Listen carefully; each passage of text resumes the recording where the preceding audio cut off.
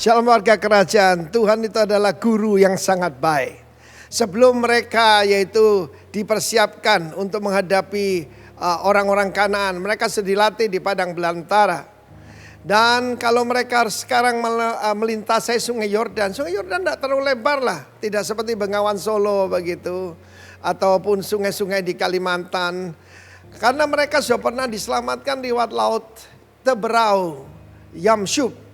Maka sungai Yordan kecil. Masa-masa seperti sekarang ingat apa yang Tuhan perbuat pada masa-masa yang lampau. Keselamatan itu mujizat terbesar dalam hidup kita. Kalau Anda sudah menerima itu, yang lain jadi kecil saja. Di dalam Yosua 3 ayat 5, Yosua berkata pada bangsa itu, kuduskanlah dirimu sebab besok waktunya Tuhan nih. Tuhan YHWH akan melakukan wondrous things among you. Mujizat-mujizat supaya bangsa-bangsa yang kamu datang itu tahu di antara kita ada Tuhan. The power of sanctification. Apa artinya menguduskan? Kadas di situ artinya to set apart. Yaitu seperti mic ini khusus untuk para pembicara. Tidak bisa dipakai oleh yang lain. Demikian juga itu artinya set apart. Kuduskan dirimu. Mumpung kita di rumah, mari kita bersih-bersih rumah, bersih-bersih hati, bersih-bersih pikiran. Sebab ada hubungan antara mujizat dengan menguduskan diri. Tuhan itu menolong orang benar. Tuhan melindungi orang-orang benar. Dan Tuhan mendengar seruan orang-orang benar. Mari kita menguduskan diri kita. Dan besok Tuhan akan melakukan wondrous things among you. Among me, among us, di antara kita semua. Dan kita sudah mendengar apa yang Tuhan kerjakan kepada Bapak Pendeta Roni. Dokter mengatakan kasusmu ini sangat berat. Tapi bagi Tuhan tidak ada yang mustahil. Dia sembuh sempurna. Dan bahkan dia telepon saya, Pak, kan sekarang saya kebal. Saya akan keliling ke orang-orang yang sakit untuk mendoakan mereka. Itu anak Tuhan, saudara ya. Saudara yang kasih Tuhan. Kemudian di dalam Yosua pasal yang kelima tentang sungai Yordan, saya cuma mau singgung sedikit saja. Ketika sungai Yordan itu terputus, airnya masih mengalir. Kenapa? Yang dibendung itu 30 km dari tempat penyeberangan. Jadi masih ada waktu yang lama, air itu masih mengalir dengan derasnya. Demikian juga saat ini. Ada orang berkata, kalau kamu berkata diam teduhlah dan tidak terjadi, kamu nabi palsu. Tidak, karena ada waktu. Kita lihat saja. Buktinya sekarang di Jakarta, jumlah peningkatan yang terkena COVID-19 sudah menurun, saudara. Kita harus percaya bahwa Tuhan kita pegang kendali. Tetapi yang menarik dalam Yosua 5. Yosua 5 sebelum yaitu peperangan menghadapi benteng Yeriko yang luar biasa. Tuhan berkata, sunatlah bangsa ini untuk kedua kalinya. Artinya masih banyak yang mereka dilahirkan di padang belantara. Sebab dari lebih 2 juta bangsa Israel, 600.000 laki-laki yang sanggup menyandang pedang. Cuma 2 yang bisa masuk ke tanah perjanjian. 1 dari 1 juta. Very few. Hati-hati saudaraku. Sebab ada kuasa dalam kekudusan. Orang tidak percaya akan mati di padang belantara. Dan perhatikan bagaimana Tuhan berkata sunat. Sunatnya pakai pisau batu. Tuhan ini kadang-kadang caranya aneh, saudara. Kenapa tidak pisau dari baja aja? Kok dari batu? Tetapi itu Tuhan hanya harus punya bangsa yang kudus. Sebelum imamat rajani harus ada imamat kudus. Dan apa yang terjadi, mereka mengalami kemenangan yang gilang gemilang. Dan pertama kali mereka merayakan Pesah, merayakan Paskah. Ada kuasa di dalam memperingati kematian Tuhan Yesus. God bless you warga kerajaan. The power of sanctification. Sanctify yourself. For tomorrow the Lord will do wonders, miracles among you. God bless you. Haleluya. Bersyukurlah kepada Tuhan. Sebab Ia baik. Bahwasanya untuk selama-lamanya kasih setianya.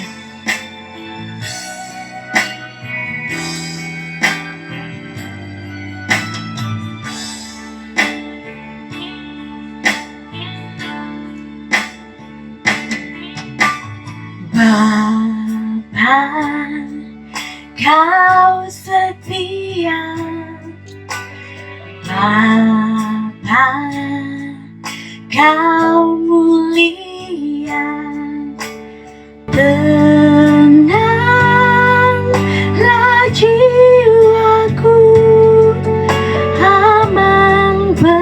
bersamamu.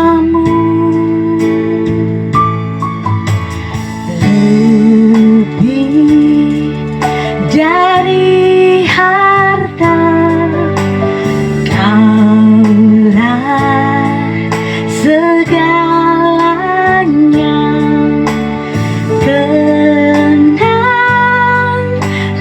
jiwaku dalam hari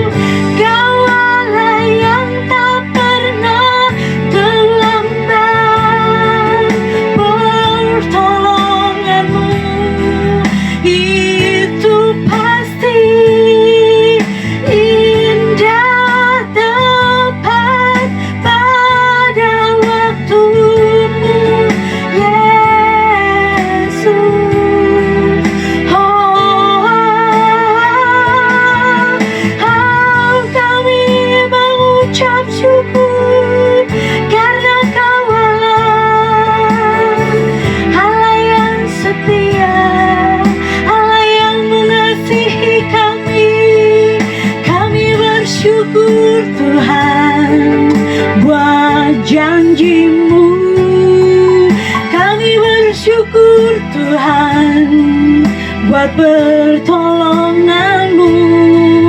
Kami bersyukur Tuhan buat kasih yang tanpa batas bagi kami umat-Mu.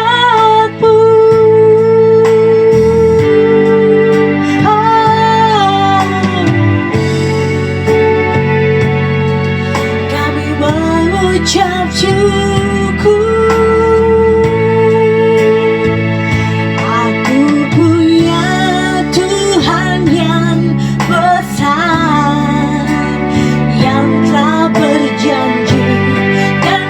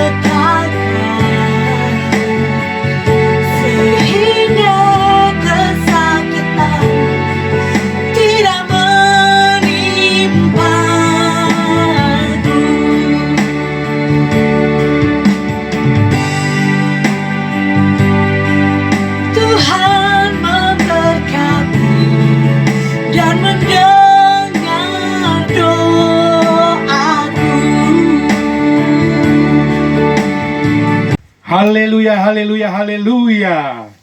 Shalom Bapak Ibu yang terkasih di dalam Tuhan Yesus Kristus.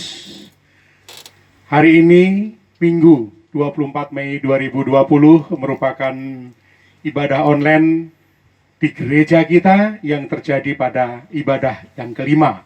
Untuk ibadah Minggu adalah ibadah yang keempat, karena hari Kamis yang lalu kita ada ibadah kenaikan Tuhan Yesus Kristus, maka hari ini adalah ibadah yang kelima.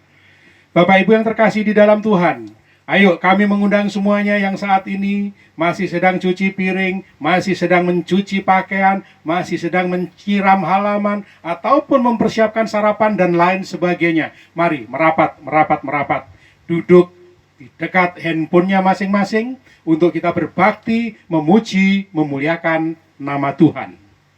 Bapak Ibu yang terkasih di dalam Tuhan Yesus Kristus, satu hal yang perlu kami sampaikan kepada Bapak Ibu sekalian, bahwa sebagai umat Tuhan yang tergabung di dalam sebuah komunitas, kita tergabung di dalam komunitas GPI Rock Sumbawa, wajib bersyukur senantiasa, karena kita yang walaupun masih dalam suasana yang mencekam dalam COVID-19, kita dapat beribadah melalui sarana online. Banyak jemaat di gereja-gereja yang lain yang tidak memiliki sarana seperti kita, maka dia harus menerima apa adanya, beribadah di rumah masing-masing, hanya dipimpin oleh bapak atau ibu kepala keluarga, tidak bisa bersama-sama untuk mendengarkan firman Tuhan secara kelompok yang dilakukan oleh sebuah gereja. Oleh karena itu, kita wajib bersyukur punya IT yang luar biasa. Terima kasih Om Lamhot, terima kasih Om Rifan, terima kasih untuk Om Oscar yang telah mensupport gereja ini untuk bisa online selama masa COVID-19. Bapak Ibu, walaupun suasana COVID terus berjalan atas bangsa dan negara ini, namun janganlah sampai mengendorkan semangat kita untuk terus bertemu dengan Tuhan. Justru sebaliknya, orang kantoran bekerja dari rumah, work from home. Kita, anak-anak Tuhan, beribadah di rumah. Dan yakinlah bahwa 2-3 orang berkumpul di dalam nama Tuhan Yesus, maka Tuhan Yesus ada di tengah-tengah kita. Oleh karena itu, justru sebaliknya, suasana ini membuat kita semakin dekat kepada Tuhan. Nah, oleh karena itu, selama 30 menit ke depan, kita akan membaca, merenungkan firman Tuhan, agar kita dapat menjalani di dalam kehidupan sehari-hari. Mari kita persiapkan hati dan pikiran kita untuk menerima firman Tuhan. Kita berdoa. Terpujilah namamu Tuhan, ya Allah Bapa yang bertahta di kerajaan surga, Bapa yang kami sembah di dalam Tuhan Yesus Kristus. Kami bersyukur buat pagi yang indah Tuhan berikan, yang walaupun di dalam suasana COVID-19 ini, namun pertolongan dan perlindungan-Mu sempurna atas anak-anak-Mu Tuhan. Kami tetap terhindar dari penularan COVID-19. Bagi saudara-saudara kami yang telah terpapar, Tuhan berikan kesembuhan. Tuhan, pagi hari ini sebagai dasar kehidupan iman kami kepadamu, kami akan membaca akan firman-Mu. Kiranya Tuhan, firman yang sebentar kami baca menjadi landasan buat hidup kami. Urapi setiap kami ya Bapa, baik kami hamba-Mu yang akan menyampaikan firman-Mu, maupun jemaat-Mu yang mendengarkan di rumah masing-masing. Urapan yang dari surga datang atas kami, agar firman nanti benar-benar kami hidupi di dalam kehidupan ini. Kami bersepakat segala kuasa yang akan mengganggu ataupun menyerang firman ini, kami tolak di dalam nama Tuhan Yesus Kristus. Agar firman ini benar-benar utuh, murni berada di dalam kehidupan kami. Terpuji namamu Bapa, kami sambut firman-Mu hanya di dalam nama Tuhan Yesus Kristus. Haleluya, amin. Pembacaan firman Tuhan pada pagi hari ini terambil dari 1 Petrus 1 ayat 3 sampai dengan ayat yang ke-9. Sekali lagi, pembacaan firman Tuhan pada pagi hari ini terambil dari 1 Petrus 1 ayat 3 sampai dengan ke-9. Di depan sudah terdapat tayangannya.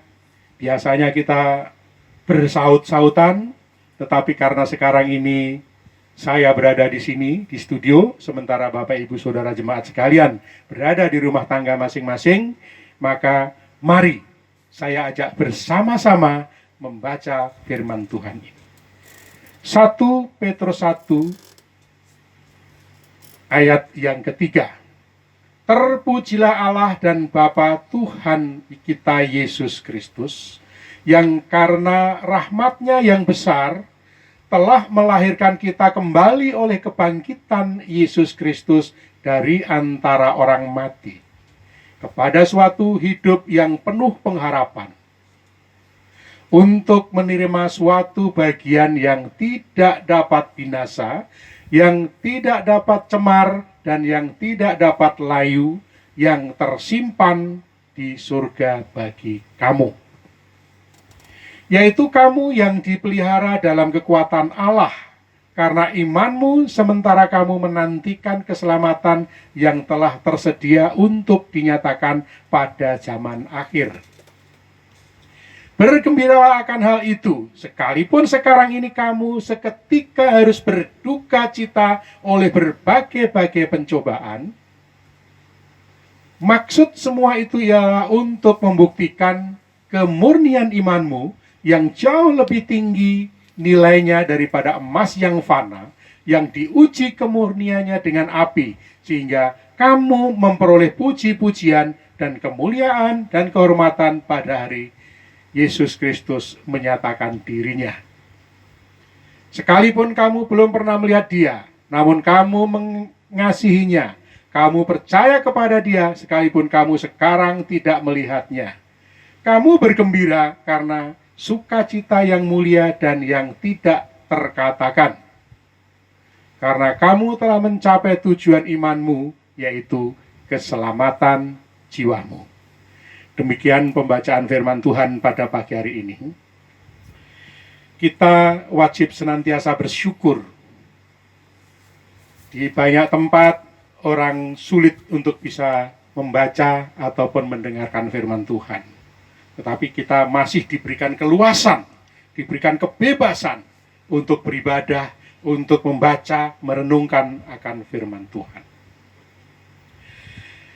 Bapak Ibu Saudara yang terkasih di dalam Tuhan Yesus Kristus, kalau kita berbicara tentang Yesus Kristus, kita harus memahami atau mengetahui akan adanya 6 hal. 6 hal yang dimaksud di sini adalah suatu paket, suatu rangkaian, di mana tidak dapat dipisahkan antara satu dengan yang lain. Kalau sampai satu lepas dari ikatan itu, maka makna tentang keyakinan kepada Tuhan Yesus Kristus itu akan menjadi buyar. Apakah 6 hal itu? Yang pertama, ketika kita berbicara tentang Yesus Kristus, tentu kita akan membicarakan tentang kelahirannya. Kapan Yesus lahir? Mengapa Yesus lahir? Untuk apa Yesus lahir? Sebagaimana lazimnya, kita memberi istilah akan kelahiran Tuhan Yesus Kristus adalah peristiwa Natal. Peristiwa Natal atau kelahiran Tuhan Yesus telah dinubuatkan mulai dari masa perjanjian lama, bahkan mulai dari masa jatuhnya manusia ke dalam dosa.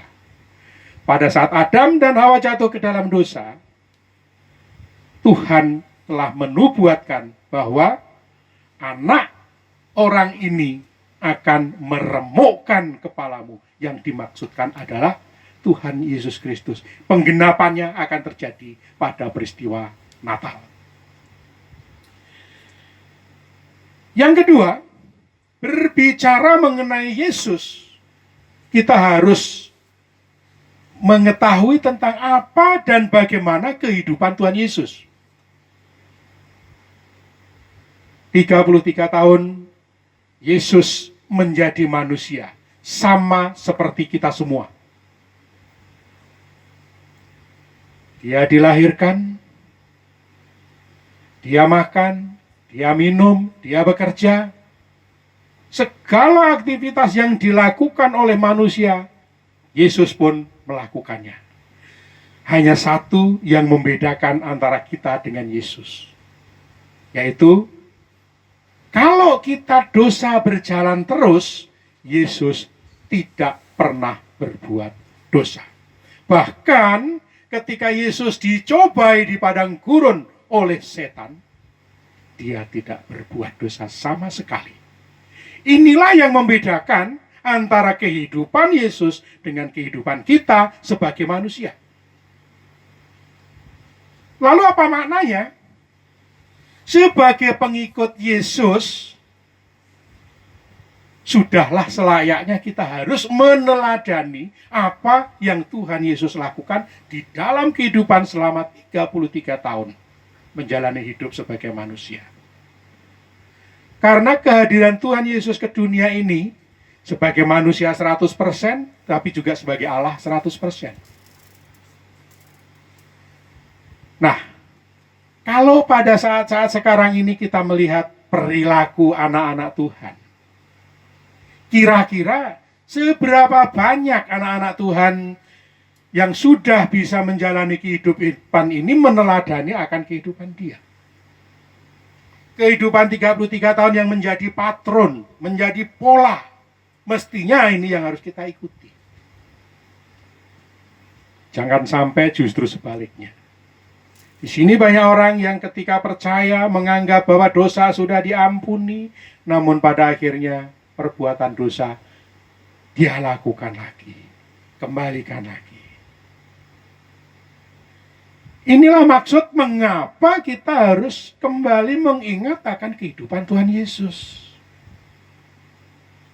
Yang ketiga, berbicara mengenai Yesus, maka kita akan mengingat akan peristiwa kematiannya. Di mana peristiwa kematian Tuhan Yesus ini terjadi untuk menggenapi, dan memang Yesus harus mati. Kalau tidak mati, maka proses penebusan tidak pernah terjadi. Kenapa demikian?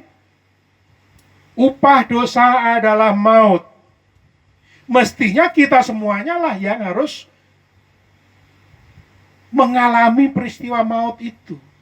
Maut yang dimaksudkan bukan sekadar mati jasmani, tetapi termasuk diantaranya adalah kematian rohani kita, kematian jiwa kita di masa yang akan mendatang, sehingga kita layak untuk mendapat hukuman. Akan tetapi dengan peristiwa kelahiran Yesus, kematian Yesus, maka kita ditebus. Kenapa? Yang mesti kita lakukan, Tuhan sudah lakukan. Akan tetapi Bapak Ibu Saudara yang terkasih di dalam Tuhan Yesus Kristus, kalau kita hanya berhenti pada peristiwa kematian saja, apa bedanya Yesus dengan pemimpin agama yang ada di luaran sana? Semua pemimpin agama yang ada di luaran sana, baik saudara sepupu kita, maupun yang lain-lainnya, pemimpin-pemimpin mereka mati juga. Akan tetapi kematian mereka hanya berakhir di dalam kubur. Nah, bagi Yesus, kematian itu hanya berlangsung selama 3 hari, kemudian pada hari yang ketiga bangkit. Oleh karena itu bicara tentang Yesus, yang keempat, kita harus juga memahami, mengetahui tentang arti kebangkitannya. Mengapa? Peristiwa kebangkitan adalah lambang kemenangan dari maut. Peristiwa kebangkitan juga kita sebut sebagai peristiwa Paskah, di mana bangsa Israel ketika berada di tanah Mesir, menghadapi tulah yang ke-10, matinya semua anak sulung. Maka peristiwa Pesah atau Paskah itu terjadi, semua anak laki-laki bangsa Israel yang sulung tidak dibunuh oleh malaikat Tuhan. Kenapa? Karena setiap pintu rumah bangsa Israel, di ambang pintunya dioleskan darah Paskah. Pesak, yang artinya dilewati. Mereka semuanya dilewati. Tapi bagaimana dengan bangsa Mesir? Semua anak laki-laki yang sulung mati. Dan mulai saat itu mereka dibebaskan dari perbudakan Mesir. Kalau mulai dari tulah ke-1 sampai ke tulah ke-10, itu bangsa Israel minta untuk dibebaskan dari perbudakan. Akan tetapi setelah peristiwa Pesah, tidak minta, justru disuruh pergi. Sudah disuruh pergi, dibekali lagi, disangoni. Yang mempunyai emas, perak, semuanya diberikan, berangkat sudah kamu. Supaya kami tidak binasa semuanya. Nah, itu pun terjadi ketika saat Yesus bangkit dari antara orang mati. Dosa kita yang diampuni. Karena Yesus telah mengalahkan dari maut, dosa kita diampuni. Peristiwa Paskah terjadi pada masa sekarang.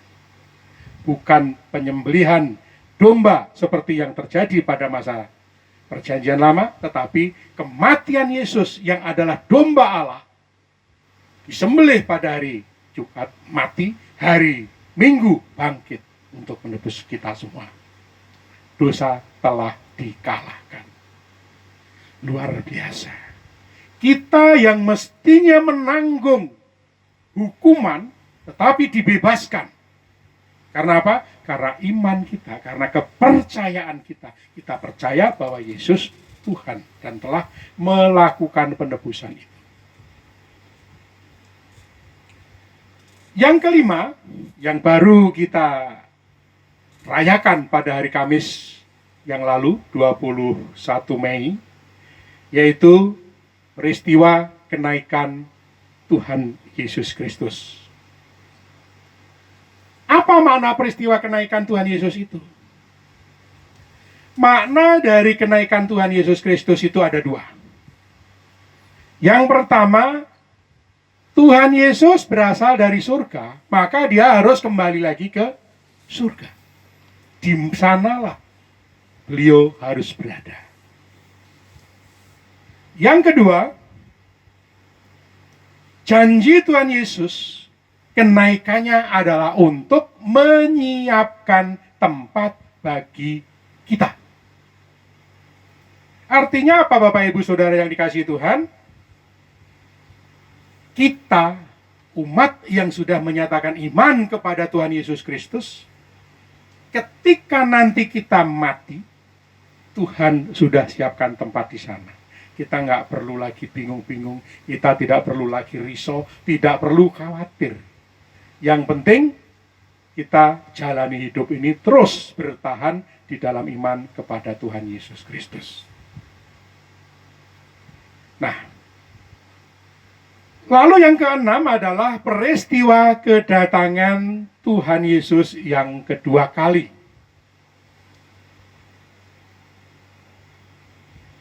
Peristiwa ini sedang kita nanti-nantikan. Tanda-tanda sudah nyata. Ditulis di dalam Alkitab, gempa terjadi di mana-mana. Sakit, penyakit terjadi di mana-mana. Salah satu di antaranya yang kini tengah terjadi di seluruh dunia, yakni pandemi COVID-19. Ini juga harus kita maknai sebagai tanda. Mengapa harus kita maknai sebagai tanda? Supaya kita waspada. Ya, supaya kita waspada. Mengapa harus waspada? Kita tidak pernah tahu kapan Tuhan Yesus datang untuk yang kedua kali. Kita tidak pernah tahu kapan kita akan mati. Sehingga Kalau kita bersantai saja tanpa mempersiapkan diri, bisa-bisa kita menjadi orang yang tertinggal. Oleh karena itu, Bapak Ibu yang terkasih di dalam Tuhan Yesus Kristus, ketika kita sudah menyatakan iman kepada Tuhan Yesus Kristus, kita tergolong menjadi orang-orang yang berpengharapan. Apa maksud berpengharapan di sini? Mari kita kembali kepada pembacaan firman Tuhan yang telah kita baca tadi. Yang pertama, pengharapan yang kita alami adalah merupakan pengharapan masa lalu. Mari kita baca firman Tuhan 1 Petrus 1 ayat 3 dan yang keempat. Terpujilah Allah dan Bapa Tuhan kita Yesus Kristus, yang karena rahmat-Nya yang besar telah melahirkan kita kembali oleh kebangkitan Yesus Kristus dari antara orang mati kepada suatu hidup yang penuh pengharapan. Stop satu dulu. Kalau kita baca firman ini, jelas dinyatakan bahwa ketika Tuhan Yesus itu sudah mati dan bangkit dalam peristiwa Paskah, maka Yesus Kristus itu sudah menjadi pengharapan penuh buat kita, di mana dosa-dosa yang lalu yang telah kita perbuat sudah diampuni. Ketika kita mengetahui dosa yang lalu sudah diampuni, maka kita tidak mudah terintimidasi oleh kehidupan yang sekarang ini. Di mana buktinya? Di sini dikatakan, yang karena rahmat-Nya yang besar telah melahirkan kita kembali oleh kebangkitan Yesus Kristus dari antara orang mati. Jadi kebangkitan itulah kunci penebusan yang terjadi di dalam hidup kita. Bangkit kemana? Kepada suatu hidup yang penuh pengharapan. Ayat yang keempat. Untuk menerima suatu bagian yang tidak dapat binasa, yang tidak dapat cemar, dan yang tidak dapat layu, yang tersimpan di surga bagi kamu. Bayangkan, ini janji Tuhan. Janji Tuhan, ya dan amin, pasti terjadi. Setelah kita diampuni, maka kita akan menerima bagian yang tidak dapat binasa, yang tidak dapat cemar, yang tidak dapat layu. Di mana tempatnya? Yang tersimpan di dalam surga. Kalau tersimpan di dalam surga nggak bakalan hilang. Di sana nggak ada maling. Kalau disimpan di loker, masih banyak maling. Sedangkan disimpan di dalam rekening, masih banyak pembobol. Beberapa bulan yang lalu, BNI kebobolan banyak. Kenapa? Karena diretas oleh oknum. Tetapi kalau di surga, tidak akan pernah bisa dibobol oleh siapapun. Yang kedua adalah pengharapan saat ini. Kita baca pada ayat 5 sampai dengan ayat yang ke-7. Yaitu kamu yang dipelihara dalam kekuatan Allah karena imanmu, sementara kamu menantikan keselamatan yang telah tersedia untuk dinyatakan pada zaman akhir. Lanjut. Bergembiralah akan hal itu, sekalipun sekarang ini kamu seketika harus berduka cita oleh berbagai-bagai pencobaan. Lanjut. Maksud semua itu ialah untuk membuktikan kemurnian imanmu yang jauh lebih tinggi nilainya daripada emas yang fana, yang diuji kemurniannya dengan api, sehingga kamu memperoleh puji-pujian dan kemuliaan dan kehormatan pada hari Yesus Kristus menyatakan diri. Nah, dari ayat 5 sampai dengan yang ke-7 ini, sekurang-kurangnya ada 3 hal yang bisa kita petik. Pengharapan apa yang ada di sana? Pada ayat yang ke-5, dinyatakan bahwa kita dipelihara dalam kekuatan Allah karena iman. Ayat yang ke-5. Ya, yaitu kamu yang dipelihara dalam kekuatan Allah karena imanmu, sementara kamu menantikan keselamatan. Betapa luar biasanya. Betapa luar biasanya bahwa kehidupan kita dipelihara dalam kekuatan Allah. Artinya apa? Kalau kekuatan kita nggak mungkin kita bisa bertahan di dalam hidup. Tetapi di dalam kekuatan Allah, semuanya dapat kita selesaikan. Bagaimana bisa kekuatan Allah memelihara hidup kita? Kekuatan Allah akan memelihara hidup kita hanya karena iman. Yang kedua, pada ayat yang ke-6, itu ada satu hal yang luar biasa. Bergembiralah akan hal itu sekalipun sekarang ini kamu seketika harus berduka cita oleh berbagai-bagai pencobaan. Ya. Tuhan menginginkan kita ini menghadapi kehidupan ini tetap bersuka cita, bergembira, walaupun dalam situasi pencobaan. Perlu kita ketahui bahwa kalau ada istilah pencobaan, datangnya bukan dari Tuhan. Pencobaan itu datangnya dari iblis. Sedangkan kalau yang datang dari Tuhan, itu namanya ujian. Benda atau peristiwanya boleh sama.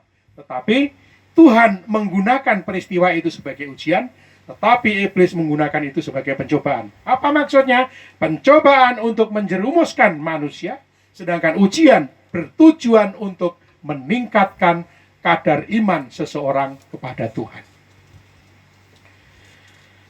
Yang ketiga, pengharapan masa depan. Lanjut ke ayat berikutnya, pengharapan masa depan, yaitu ayat yang ke-8 dan ke-9. Sekalipun kamu belum pernah melihat dia, namun kamu mengasihinya. Kamu percaya kepada dia, sekalipun kamu sekarang tidak melihatnya. Kamu bergembira karena sukacita yang mulia dan yang tidak terkatakan. 9. Karena kamu telah mencapai tujuan imanmu, yaitu keselamatan jiwamu. Ini adalah janji tentang apa yang akan kita terima di kemudian hari. Oleh karena itu Bapak Ibu Saudara yang dikasihi Tuhan, firman Tuhan pada pagi hari ini akan memberikan penguatan kepada kita, akan memberikan pengharapan kepada kita, baik pengharapan masa lalu, pengharapan hari ini, maupun pengharapan di masa yang akan datang. Bahwa keselamatan jiwa kita sudah mendapat jaminan di hadapan Tuhan. Bapak Ibu yang terkasih di dalam Tuhan, kita dapat memetik pesan firman Tuhan pada pagi hari ini. Yang pertama, hendaklah kita tetap tabah di dalam menghadapi pencobaan. Jangan terkecoh oleh pencobaan yang iblis lakukan. Ingat, pencobaan di mata setan, tetapi ujian di mata Tuhan akan meningkatkan kualitas hidup kita. Yang kedua, tetap kita bertahan di dalam iman. Karena kita tidak tahu kapan kita akan mati, kapan Tuhan akan datang. Ketika mempelai pria datang, maka kita harus sudah siap sedia. Yang ketiga, jangan berharap atas kekuatan yang lain, tetapi tetap berharaplah kepada Tuhan. Biarlah semua yang kita harapkan di dalam kehidupan ini terus hanya kepada Tuhan. Kiranya firman Tuhan pada pagi hari ini menguatkan setiap kita, membawa iman kita semakin kuat. Jangan sampai ketika mempelai pria datang, kita belum siap, masih amburadul. Oleh karena itu, mari kehidupan iman kita terus kita jaga. Tuhan Yesus memberkati. Mari Bapak Ibu yang dikasihi Tuhan, untuk menutup ibadah pada pagi hari ini, kita sama-sama menghadap Tuhan dengan doa. Terima kasih Tuhan, firman kebenaran-Mu telah disampaikan. Biarlah semua yang kami taburkan menjadi penguat iman bagi jemaat-Mu di tempat ini Tuhan. Bapa, kami berdoa untuk bangsa dan negara kami. Biarlah bangsa kami terhindar dari COVID-19 Tuhan. Orang-orang yang saat ini tengah terpapar, Tuhan sembuhkan. Tidak terlalu lama lagi bangsa kami pulih kembali Tuhan. Biarlah perekonomian negara ini terus berjalan secara normal. Demikian juga Tuhan, kami berdoa untuk Sumbawa. Berkat yang datang dari surga turun atas Sumbawa. Sumbawa tidak akan pernah menjadi zona merah COVID-19. Orang-orang yang saat ini dinyatakan sebagai DPO, apapun sebagai orang yang sudah dinyatakan positif, sembuh di dalam nama Yesus. Tuhan, kami serahkan jemaat-Mu yang berada di rumah tangga masing-masing Bapa. Kiranya biarkan mereka hanya mengandalkan Engkau di dalam kehidupan ini. Terpuji nama-Mu Tuhan, kami menutup ibadah kami ini hanya di dalam nama Tuhan Yesus Kristus. Amin. Bapak Ibu yang dikasihi Tuhan, mari kita bersama-sama bangkit berdiri dimanapun Bapak Ibu berada untuk bersama menerima berkat Tuhan. Berkat yang datang dari Allah Bapa, Putra dan Roh Kudus menyertai setiap kita dimanapun kita berada, mulai dari saat sekarang ini sampai selama-lamanya.